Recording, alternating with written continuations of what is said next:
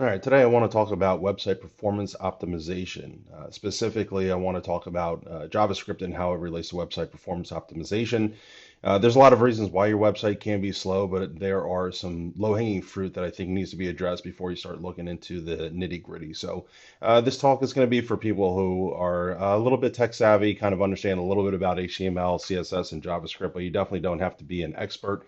Hopefully after the end of this video, you have a good idea on kind of how JavaScript is loaded and how HTML works a little bit better and how you can potentially speed up your own website.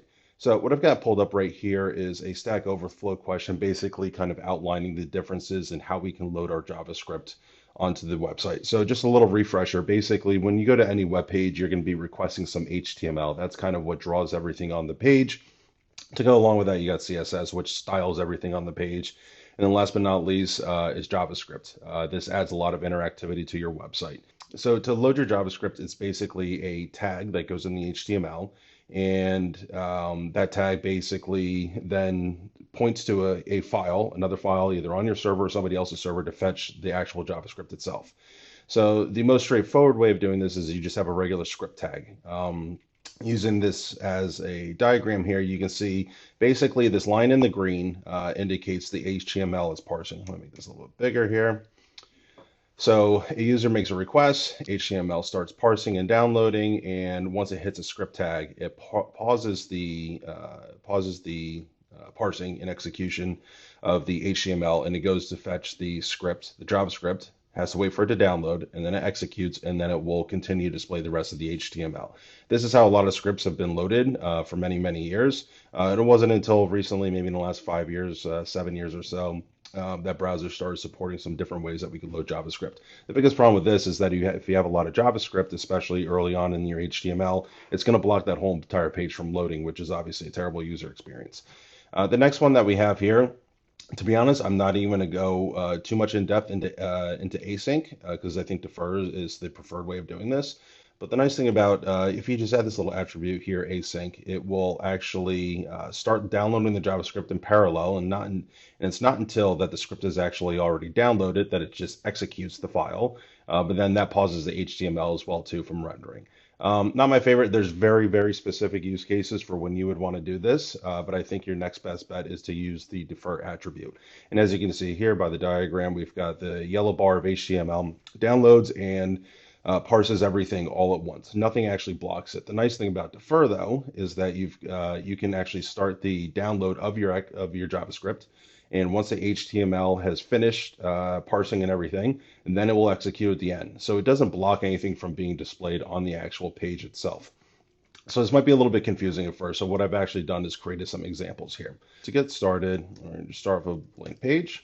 Okay, I'm gonna open my developer tools here. You don't really need to worry about this. I'm just using this for demo purposes. We're going to disable caching, and we're going to turn on throttling. Reason being is I am on a high-end MacBook Pro right now with an extremely fast Wi-Fi connection. We want to simulate something that's more realistic. If somebody doesn't have such fast computer, or if they just don't have a great internet connection. So we're going to do a fast 3G, and I'm running a server locally. And this initial one, I'll show you a little bit of the code here. Once again, you don't have to understand all of this, but essentially what I want to do is kind of give you an overview of what I've got. So it's a very simple HTML page. I've got some styles, and then I've got some really ugly looking HTML just to kind of fill up the page. So nothing too intricate here. But the most important thing that we want to look at here is this script tag. So as you can see, there's no additional attribute here. It's just script, and then we're loading a large JS file. So if we go back on over to Chrome, with throttling turned on and I hit enter, you can see it's spinning. We're loading some stuff, but nothing's on page. You're not seeing anything at all right now. The reason being this large JS file that's still downloading right now, I think it's right around 4.6 megabytes. That's still loading. So we're blocking all of the parsing. Meanwhile, this index.html file, this head network request right here, this already downloaded in 3.72 seconds, but we can't display anything until the JavaScript finishes. There we go. Finally, we got everything on page. Incredibly annoying that you have to wait this long because this content was actually already there. It was in the browser's memory. I know, beautiful page. But we couldn't display it because of the way that the script tag was loaded. So you had to wait 27 seconds. Basically, you have to wait for your largest and slowest JavaScript file to load, which is a terrible user experience. So what people did for many years is before we had these async and defer attributes is we kind of decided as a community, hey, there's a little hack we can do with this. And what we did is basically I've got the same file, but then we've got end of page. So it's the same file that we just saw before. The only difference is that we're loading the script file at the very end of the page. So what happens is the browser downloads all this HTML, doesn't see any script tags, it renders and parses everything and puts it on the screen. And then right at the very bottom, there's nothing else to paint onto the screen. So we just load the JavaScript file then, and then it loads in the background. Let me show you what this now looks like. So I click that, and you can see almost instantly, okay, almost 1 second to load, but the HTML is all here. All right, JavaScript's still loading in the background, all right, but it's not usable. So this can become an issue if you have some UI elements that are dependent upon JavaScript to work. So while this is loading, if I click, okay, because I actually have JavaScript that is related to these anchor tags. When you click on them, it should say link is clicked, but you saw the first couple of times I clicked on it, nothing happened. Reason being the JavaScript hadn't finished downloading yet. Okay, so you can see vast improvement, but we can still do a little bit better. So as you can see, it took almost a second to download the HTML, and then once it was finally done, we finally started loading the JavaScript file. The problem with this is it's kind of a waterfall approach, and that's actually why they say this is the waterfall tab right here. You can see how the network request starts, then it ends, and then it starts a new one. What would be really nice, we can shave off of the second of our JavaScript, is if we can move this on up, but still not block the HTML. So that's where the very next one comes into place, which is defer. So you can see, once again, still the same HTML, everything like that. The only difference we have is we add this defer attribute. So let's take a look and see how that actually works now. When I make another network request, you can see it loads almost instantaneously. But here's the nice thing is if we zoom in here a little bit, the JavaScript file started downloading almost as soon as it started getting an HTML response. So essentially what happens is you see right here, the green was waiting for a server to respond. You know, we've got about a half second to do that. And then the blue is where it starts parsing the HTML. So you can see almost at the very beginning where it starts parsing, it sees that script tag and then immediately sends off a request to start requesting the JavaScript file. So this is great. This is a huge improvement over what we have. The biggest issue here, obviously, is the size of the JavaScript.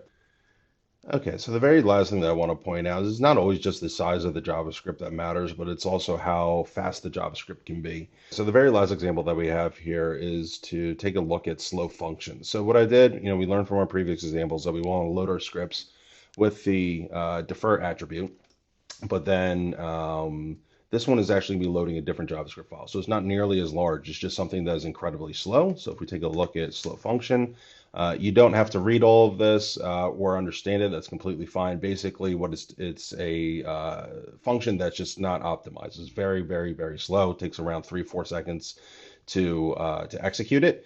And then what it does is, like I had before, when you click on the anchor tags and it gives you that little pop-up, it then has that JavaScript afterwards. So let's take a look at see how this actually works. Okay, loads very quickly. JavaScript's loading. I can't click.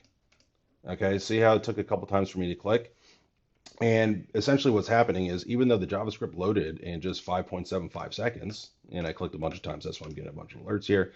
Even though it took that long, even though it was much quicker than the 20-something seconds that we were looking at earlier, the problem was that that function was still executing in the background. So it was very slow to run, which means that the page becomes unresponsive. So you'll see this a lot of times, especially on news websites or like weather.com, where they load a ton of JavaScript that's not performant.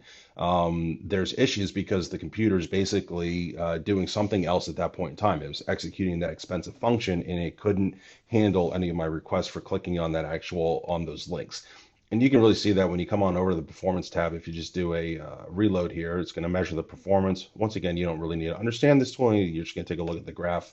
Hopefully it makes sense. Everything that we have in yellow right here is basically the computer saying, hey, I'm busy doing something else. I can't execute any tasks until this is done. So this is another reason why JavaScript is incredibly important in terms of the performance of your website, is because if you have some slow functions or a lot of JavaScript that's loaded in general, it's got to load all that stuff. It has to execute the JavaScript itself. And when it does that, and when you've got these huge spikes in the yellow graph right here, the web page actually becomes more or less unresponsive, which is obviously a terrible user experience. So I hope that this is a good kind of refresher or a intro as to into website performance optimization, and one of the very first things that I think that you should look at if you're having some issues on your end. If you are having any issues with your website and you need some help and you want a free consultation, please reach out to me, Dan, at highcountrydigital.io. We focus on website performance optimization. I'll gladly give you a free audit on your website, and we can talk about some things that we can do to speed up your site.